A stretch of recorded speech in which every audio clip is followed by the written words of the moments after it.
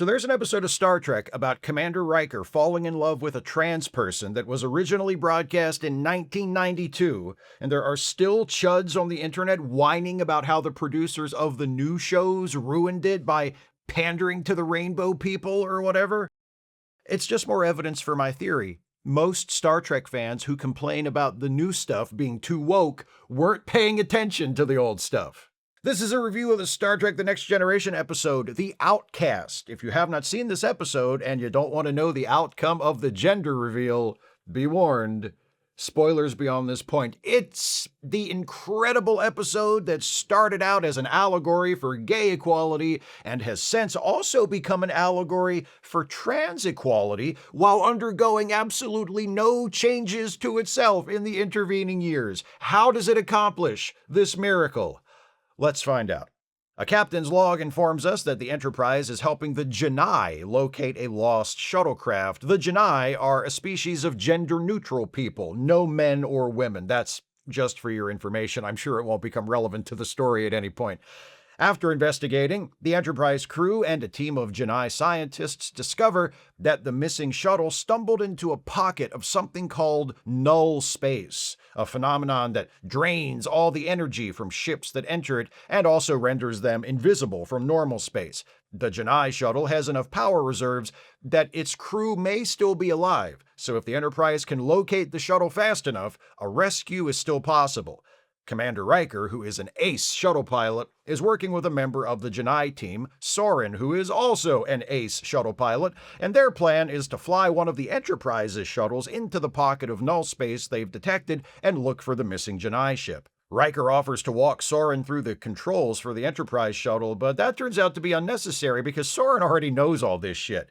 My parents were both pilots. I was practically raised on shuttles, Soren explains. I enrolled in flight school as soon as I was old enough. Krite was my instructor. Krite is one of the other members of the Janai science team.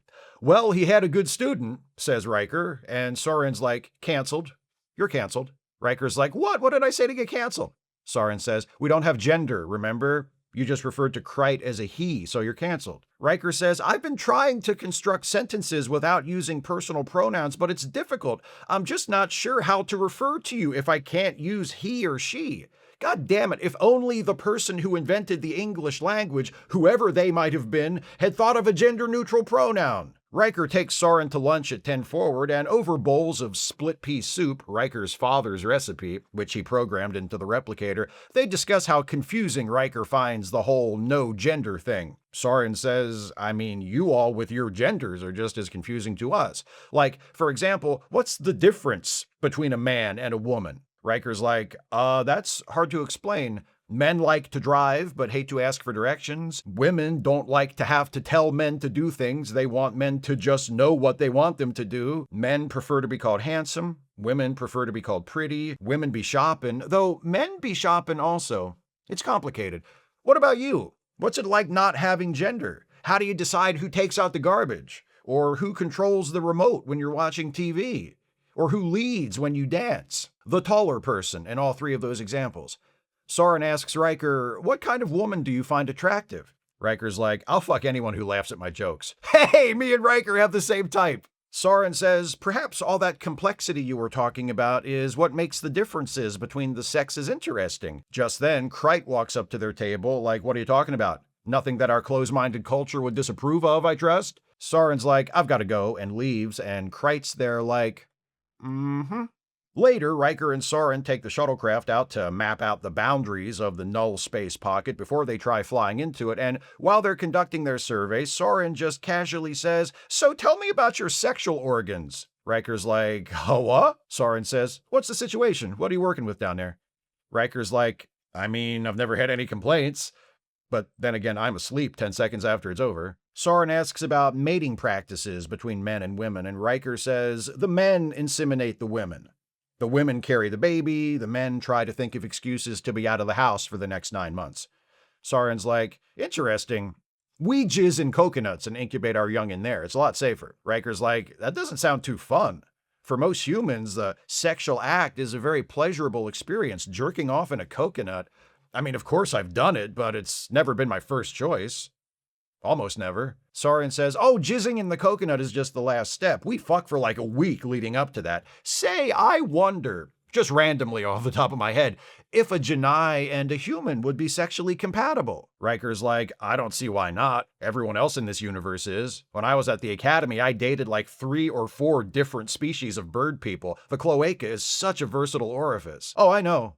This is LaForge aboard the Enterprise. You've had the comm line open this entire time? Just then, the shuttle bumps into a part of that null space pocket and the engine goes down. The shuttle starts spinning around. Soren stands up to operate an overhead control panel and takes a pretty good bump to the head. The Enterprise tractors in the shuttle, and Soren is taken to sickbay and treated for a concussion. While there, Soren says to Dr. Crusher, so what's it like being a lady? I've noticed you have longer hair and you're all tarted up. How else am I going to attract a husband? Soren asks, so which gender is considered superior, the men or the women? Crusher says, oh, we consider the genders to be equal. Now, in the 24th century when this show takes place, but back, say, 300 or 400 years ago, when people are watching this, they're still misogynistic as hell. That includes the guy who executive produces this show. I could tell you some shit about him. Riker walks in and Soren's like, hey stud, Dr. Crusher says it's just a bump on the head. I'm good to complete the mission. We can be alone in the shuttlecraft as soon as you're ready, even right now. Can we go now? Later, Crusher, Troy, Worf, and Data are playing cards. Troy is dealing and she announces that this hand, the game, will be Federation Day. The Federation was founded in 2161, so deuces, sixes, and aces are wild. Worf snorts, that's a woman's game. All those wild cards, they're just support for weak hands. A man's game has no wild cards. In fact, a man wouldn't even play cards. Cards are for sissies. What am I even doing here? Crusher says, that's so funny. Earlier I was telling Soren, one of the Janai, that attitudes like that about men and women were a thing of the past. Worf's like, girl, don't even get me started on those Janai. They bother me. No men, no women. How do they decide who takes out the garbage? And don't give me that whoever's taller bullshit, because they all look the same height, too. What are they playing at? Crusher's like, I'll tell you what Soren would like to be playing at. Riker's junk. Worf's like, yeah, well, that's gross and I don't approve. Riker and Soren are in the shuttle working to get it ready to take out tomorrow for the actual rescue mission into the null space pocket. And as they work, Soren says, hey, so I have something to tell you. I'm into you in a major way. I'm still not clear on all the details, but whatever you have to stick inside whatever I have, that's something I'd really like to happen. But if anybody on my planet finds out about this, I'd be in a lot of trouble. See, we're all supposed to be genderless, but a few of us are born different. We identify with one gender or the other. Me, I'm a woman, and those of us who are like this seek out each other in secret, always scared of being discovered. People like us are bullied and ostracized, and if the government finds out, we're sent away and given treatments to quote-unquote fix us and make us think we're gender neutral like everyone else. I'm just glad I can be honest with you about who I really am. Riker's like, well, now that you've told me, I think, and Soren shushes him and says, don't say anything right now. Just think about it. And she leaves the shuttle. Riker's like, why is she making me wait? Can't she see how up for it I am right now? Yeah, I know Geordi is right outside in the shuttle bay. That never stopped me before. We cut to the shuttle bay as Riker steps out of the shuttle, and there's Geordi, and hey, I forgot this was a Bearded Geordi episode. Those are pretty rare. It's like finding one of those Billy Ripken cards where he's written fuckface on the end of his bat.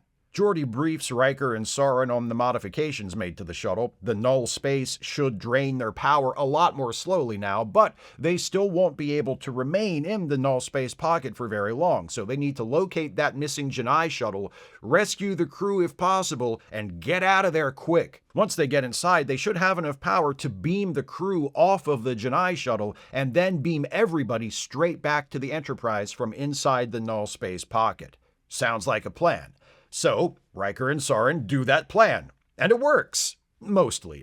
There are a couple of hiccups. Beaming the Janai crew out of the lost shuttle takes 2 attempts, which drains more power than they expected, and they had to dump all of their remaining energy into the transporter in order to beam everyone back to the Enterprise, which they did right before the shuttle exploded, but everybody made it. The lost crew was rescued, mission accomplished. Krite walks into sickbay and invites everyone to a celebration on their planet tonight. Soren's like, see you at the party, Commander Riker. And Krite's like, That night at the party, Soren finds Riker sitting by himself outside, and they go off alone so she can give him a tour of some of the surrounding plant life. Kreit stands there watching them leave like, Once they get away from everyone else, Riker pulls Soren in and kisses her.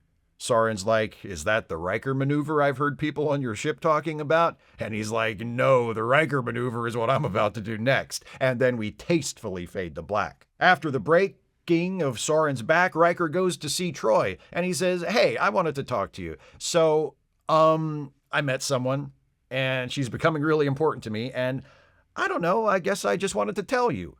Troy's like, it's Soren, right? Riker's like, yeah, is it weird that I told you about it? I mean, we're friends, right? Troy's like, yeah, we're friends. We'll always be friends, unless we randomly get back together and get married like 10 years from now. But what are the odds of that happening? I'm happy for you, dude. Now give me some sugar. And they kiss. Goddamn, he bangs the cute trans girl and he gets a smooch from Counselor Troi. Riker is on a roll. Nothing bad could possibly happen now. Oh shit, there's Kreit in Soren's quarters. Riker's like, where's Soren? And Kreit says, we know about you two and your sordid little affair, and we're going to make sure it never happens again. You know, I can't put my finger on it, but there's something about this Kreit person I just don't like. On the Janai planet, they're having a hearing about Soren, and Riker comes barging in like, hey, whoa, time out. None of this was Soren's fault. I pursued Soren, but Soren rejected me. Nothing happened between us, for realsies. Are you buying this? Nor, who is like the head Janai, I guess, turns to Soren and says, is what he's saying true? And Soren gives Riker a grateful look and then says, no, it's not. I'm tired of lying. I have a gender. I'm a woman. I was born that way. It's not unnatural. It's not a sickness. I don't need to be cured. People like me, we're the same as the rest of you in all the ways that matter. We do the same things. We have the same hopes and fears. We haven't done you any harm at all just by existing, and yet you persecute us relentlessly. What right do you have to change us, to tell us who we should be or who we should love? And Nora's like, nice speech, thanks for admitting it. Guards, tell the doctors to start warming up the gender extractor. That's just what we call it. It's actually more of a gender eraser. Riker says, whoa, hold your horses or whatever you have here. Just let Soren leave with me. We'll grant her asylum on the Enterprise, and you'll never have to see her again. Nor rejects Riker's proposal. Soren is sick, and sick people need to be made well. Soren is led away by the guards, and Nor tells Riker to get lost and mind his own business. Later, Riker meets with Captain Picard, and Picard's like, so, I know you're not asking me to give you permission to go back down to that planet and break your girlfriend out of gender jail, but no, that's exactly what I'm asking you to do. Please do that. I can't, man. I'm sorry. Prime Directive, yada yada. Plus, like, I don't really get it. Riker's like, okay, I'll just go back to my cabin and stay there for the rest of the night. Cut to Riker getting ready to sneak out and return to the planet. Worf shows up and he says, hey, if you're going back down to the planet to rescue your NB girlfriend, she's not an NB, she's a woman. That's what this whole thing has been about. Whatever. Look, okay, I don't really get it, but you're my friend, and I'd be a real piece of shit if I let you face danger alone.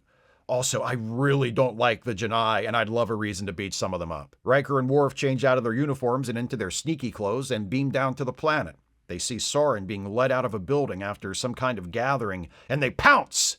Riker leads Soren away while Worf kicks some ass. But Soren tells Riker to stop. It was a mistake. I was wrong. I was sick. I understand that now. Realizing that Soren has already received the gender-eliminating treatment or whatever it is, Riker says, but Soren, I love you. Soren's like, I'm sorry, dude, and walks away. Later, Riker returns to the bridge and takes his usual seat. Picard says, so, Starfleet sent us our next assignment. I wasn't sure when to tell them to expect us. Is our business here completed? Riker says, yeah, let's go. I found this whole experience pretty depressing, to tell you the truth. The end. So, when this episode was produced and originally broadcast, it was intended as an allegory for gay equality. Back then, same-sex marriages weren't legally recognized, same-sex partners had basically no rights, gay people were banned from serving openly in the United States military, and many gay people chose to remain in the closet, keeping their sexuality a secret from others to spare themselves the stigma. Gay teenagers were forced by their parents to undergo conversion therapy intended to fix them. And some gay adults were bullied into conversion therapy by their families and peers. Gay people were targets of violence and assaulted and murdered because of their sexual orientation. Those things still happen today. Unfortunately, homophobia has not gone away, but being gay is less stigmatized. More gay people live openly. Same-sex couples have far more rights and legal recognitions. And gay characters have come to be represented in media as more than tragic figures or the sassy best friends of the hetero protagonists. Our culture has progressed a bit since the Outcast premiered in 1992. A person young enough to not remember what it was like for gay people back then might not watch the episode and immediately clock it as a gay rights thing, but that's what it was. Soren, being a member of a genderless species, identifying as a woman and falling in love with a man and being punished for that by her society, was meant to metaphorically represent homosexuality and the persecution that gay people experienced. At the time, the metaphor was obvious and, for me at least, effective. Watching the same episode now, in our present cultural context, it plays as a far more obvious statement in favor of trans rights. The reason for that is simple. There is no metaphor. Soren is trans. She was designated as belonging to a particular gender at birth, in her case, no gender, as is the norm in her society. But as she grew up, she realized that designation was incorrect. She was not a person with no gender. She was a she. The gender she was assigned at birth was not her actual gender. That, by definition, is a trans person. In this respect, the society of the Janai differs from ours only in the particulars of what is typical. Trans people existed in 1992, of course, but the trans rights movement was not nearly as socially prominent as the gay rights movement. Most cisgender people didn't have an understanding of what it meant to be transgender or the vocabulary to articulately talk about it. Hell, neither did many trans people. It just wasn't in the public consciousness back then, unfortunately. Even so, the creators of The Outcast managed to craft a depiction of the trans experience and the problems faced by trans people that still holds up pretty well today. And if viewed in the context of 1992, seems downright radical. It would be decades before Star Trek included explicitly trans characters, portrayed by trans actors, but in Season 5 of TNG, it got trans representation mostly right by accident. I should pause here and acknowledge that I am not a trans person, and my opinions here are just that, my opinions. I don't actually know what it's like to be trans, and of course, there are probably elements of this episode to which I am oblivious. I always invite you to comment at the end of these reviews, and I will, but now I'll also invite specifically any trans people or gay people, any queer folks of any and all varieties, who have something to say about this episode, who think I've missed something or gotten it wrong or whatever. Please let me and everyone else know about it in the comments, because while I make an effort to remain educated on the topic, and I want to be as supportive as I can of trans people and your struggles, I am certainly not an expert or an authority. Having said that, even a well-meaning cis-hetero shithead like myself can recognize some ways in which this episode falls short as both an intentional argument for gay rights and an accidental argument for trans rights.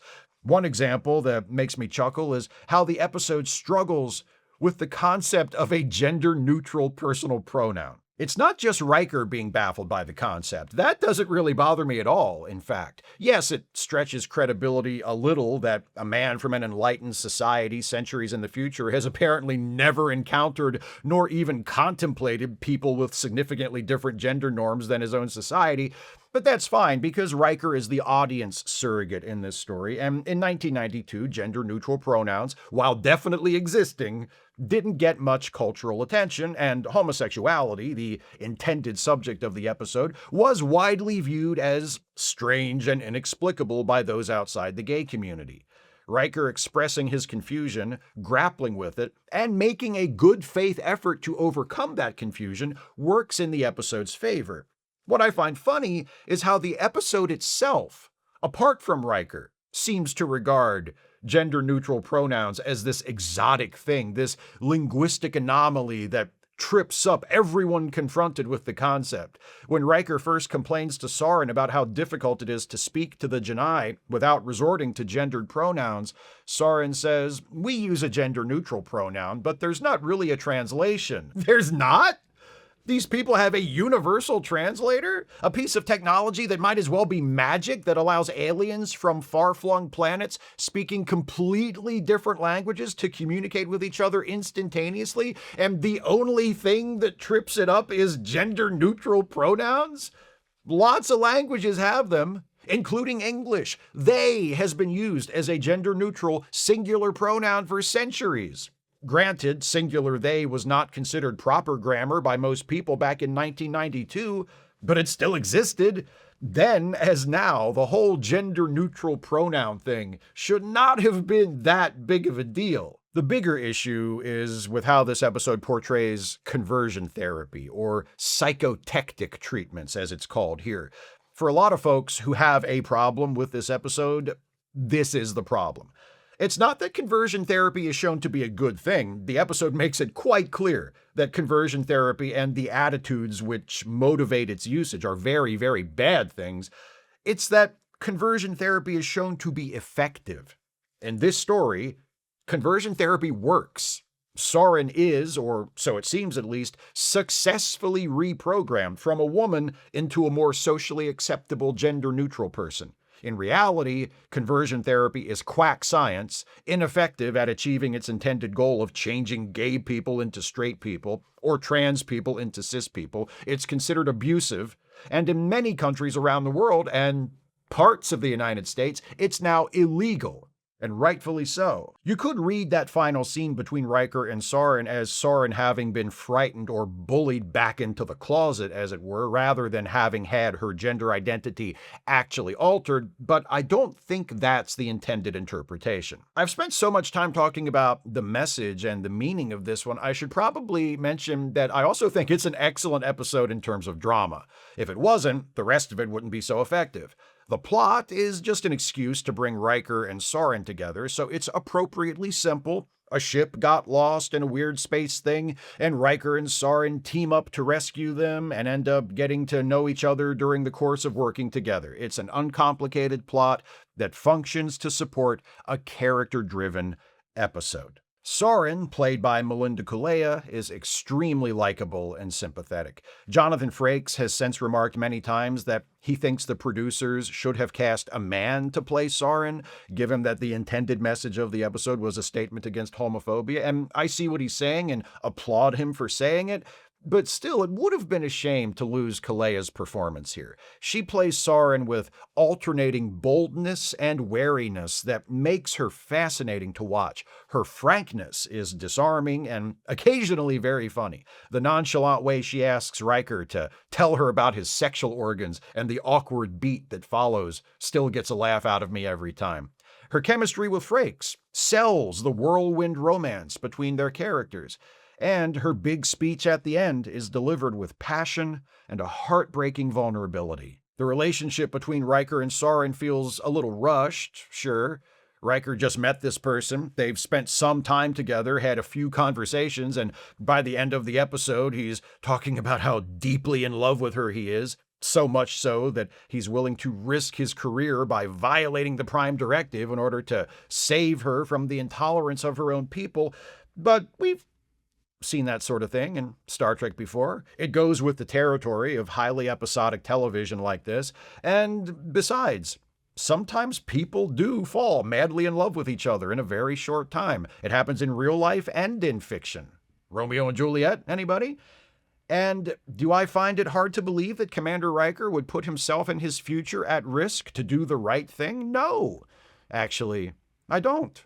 And seeing him do that here for Soren made me love the guy even more than I already did. The ending is tragic, which is also a problem for some people because for so long, seemingly every story made for a general audience featuring queer characters ended tragically. But here, I think it's the right ending. What happens to Soren is wrong. It should make you sad. It should make you angry. It should make you want to not see that sort of thing happen. It should make you want to stand up with people like Sauron in real life and help them fight back against the oppression and persecution they experience. That's the point. The Outcast was written by Jerry Taylor, a writer and producer for TNG beginning in Season 4, who would eventually become the series' final showrunner, then move on to co-create Star Trek Voyager. Besides this one, Taylor wrote several other classic TNG episodes, most notably The Wounded and The Drumhead, and was one of the most influential writers and producers of this era of the Star Trek franchise. The episode was directed by Robert Shearer, who helmed 10 other episodes of TNG, including The Measure of a Man, True Q, and the first half of my favorite TNG episode, Chain of Command, as well as episodes of Deep Space Nine and Voyager. The reason this episode was written as a statement for gay rights and can now stand as an equally powerful, albeit imperfect, statement for trans rights is simple. Those issues differ only in the details. The bottom line is the same. People ought to be able to live and love each other freely and equally as who they are. A person's skin color or religion or national origin or ethnic background or disability or sexual orientation or gender identity shouldn't make any difference to the law or to other people. That has always been part of the message of Star Trek, and it should continue to be as long as they keep making Star Trek, until we as a species finally get the message and can start living Star Trek instead. Those are my thoughts on The Outcast. What do you think of this episode? Please share your thoughts with me in the comments. If you'd like to support this channel, and I sure wish you would, if you can afford it, you can do so by becoming a patron at patreon.com/Steve Shives, becoming a channel member by clicking the join button, or by making a one-time gift by clicking the thanks button, or via PayPal or Venmo. Links are in the description. Please join me next time as this batch of reviews of Star Trek's wokest episodes continues. Next time, it's on to Star Trek Deep Space Nine for a look at an episode from Season 4 of that series, Rejoined. See you next time for that. Thanks for watching, and take care, everybody.